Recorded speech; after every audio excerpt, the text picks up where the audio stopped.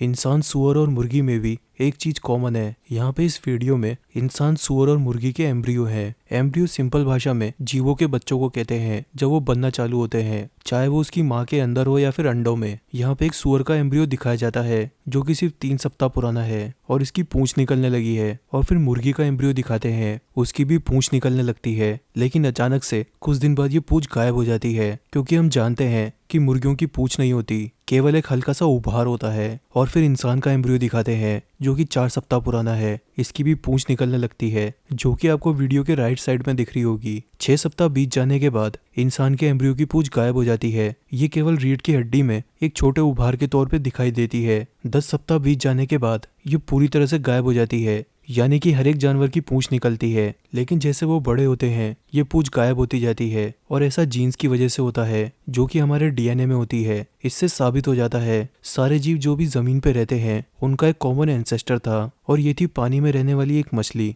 इन embryo में एक और चीज गौर करने लायक है। 5 सप्ताह बीत जाने के बाद इंसान के एम्ब्रियो में हाथ और पैर निकलने लगते हैं, लेकिन इंसानों का हाथ सूअर के पैरों की तरह दिखने लगता है और मुर्गी के एम्ब्रियो का हाथ इंसानों के हाथ जैसा दिखता है। लेकिन कुछ सप्ताह बाद इनका हाथ पंखों के अंदर बदल जाता है। इससे हमें ये सीख मिलती है कि जब जानवरों में भी इतना फर्क होने के बाद भी समानता है, तो हम इंसानों के बीच में केवल रंग और कल्चर का फर्क है, इसलिए किसी से भी भेदभाव करना सही नहीं होता।